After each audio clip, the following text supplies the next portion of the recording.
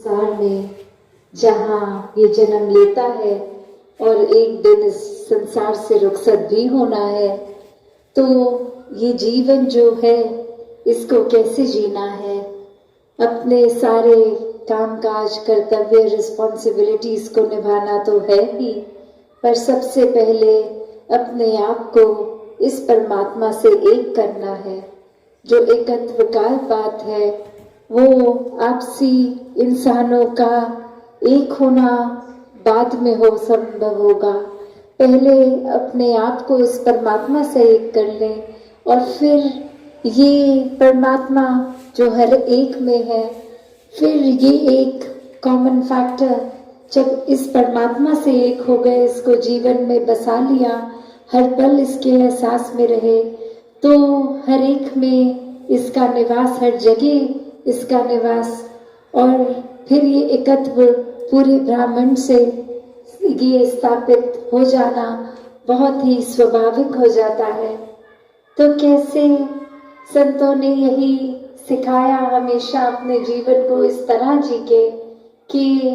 ये परमात्मा ही प्रायोरिटी है, सबसे पहले इसी का आधार लेना है और ये ही है जो हमेशा कायम दायम है। तो अपने मन को भी स्थिर रखना, जीवन को सहज करना है अगर, तो हम ये इंसानों से उम्मीदें लगाएंगे या परिस्थिति के ऊपर अपने आप को डिपेंडेंट रखेंगे कि जब कुछ ठीक होगा तो चैन मिलेगा, जब वो इंसान हमारे जीवन में आएगा तो हमें चैन मिलेगा। नहीं,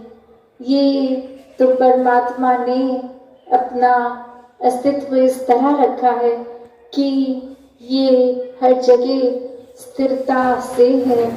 ये हर जगह कायम दायम है। तो जब स्थिर के साथ ही अपने मन को जोड़ लेंगे तो ये सुकून भी यहीं से आना है, ये आनंद भी यहीं से आना है। ये फिर एक भाव, इसी के चलाने से हमारा जीवन सुखदायी चल रहा है, चाहे परिस्थिति दुख की हो या सुख उस समय एक फील हो रहा हो। तो कैसे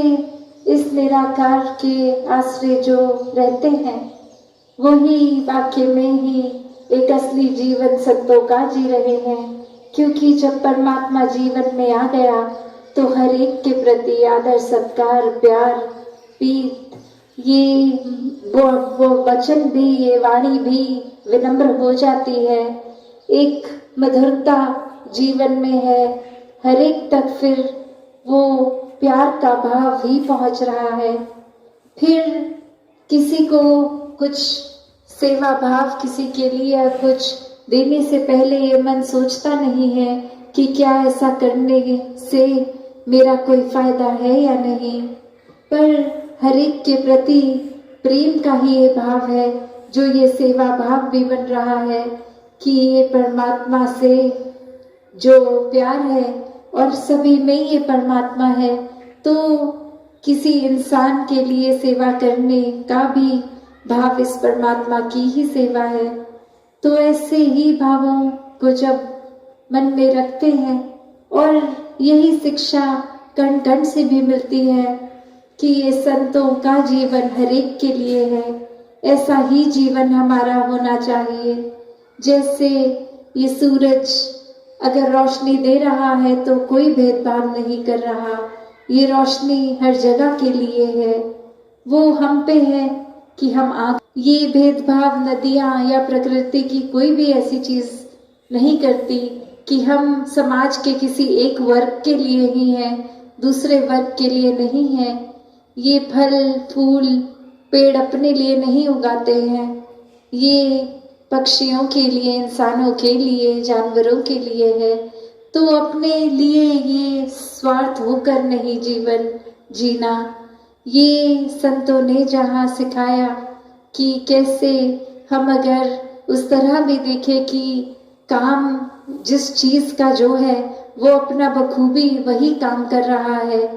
अगर हम उदाहरण के तौर पे देखें कि अगर एक पेन हो, कलम हो, वो अगर किसी स्टूडेंट के हाथ में है तो परीक्षा के समय वो एक एग्ज़ाम शीट वही कलम लिखेगा, और जब वो एग्ज़ाम ख़त्म हो गया, अगर वो घर जाकर अपने किसी परिवार के सदस्य को वो पेन दिया जाए जो व्यापारी हो पेरेंट्स में, तो वही कलम चेक साइन करने के काम आएगा। फिर वही कलम है अगर किसी लेखक के हाथ में है, कहानीकार के हाथ में है, तो वो एक कल्पनाओं से बने वो कागज भर जाएंगे उस कलम द्वारा। तो बात क्या है इसमें कि क्या वो पेन फर्क करेगा कि नहीं, मैं तो सिर्फ तभी चलूंगा जब किसी स्टूडेंट के हाथ में हूँ, पर और किसी के हाथ में होने से मैं अपना कर्म ही छोड़ दूंगा। तो हर कोई अगर ऐसे ही भावों को पकड़े कि अगर इस परमात्मा ने हमें मनुष्य बना के भेजा है, तो ये मनुष्यता सच्चा धर्म, इसको नहीं छोड़ना। यही हमारा कर्म है कि हमने मानव का शरीर धारण किया है, तो पूरी तरह से ये मानवीय गुणों को अपनाएं। ये फिर कोई हमारे साथ ठीक नहीं है, किसी का व्यवहार ठीक नहीं है, कोई परिस्थिति ठीक नहीं है, उसके ऊपर डिपेंड करके हमने अपने व्यवहार में ये तोड़ बदल नहीं करनी। हम अगर प्यार हैं तो ही प्यार करेंगे, वरना तो वो दिखावा होगा कि अगर ये लेन देन का सौदा है कि कोई मेरे साथ ठीक है तो मैं भी उस इंसान के साथ ठीक हूँ, कोई अगर मेरे साथ ठीक नहीं है तो मैं उसके साथ ठीक नहीं हूँ। तो ऐसी सोच अगर हम रखेंगे तो वाकई में ही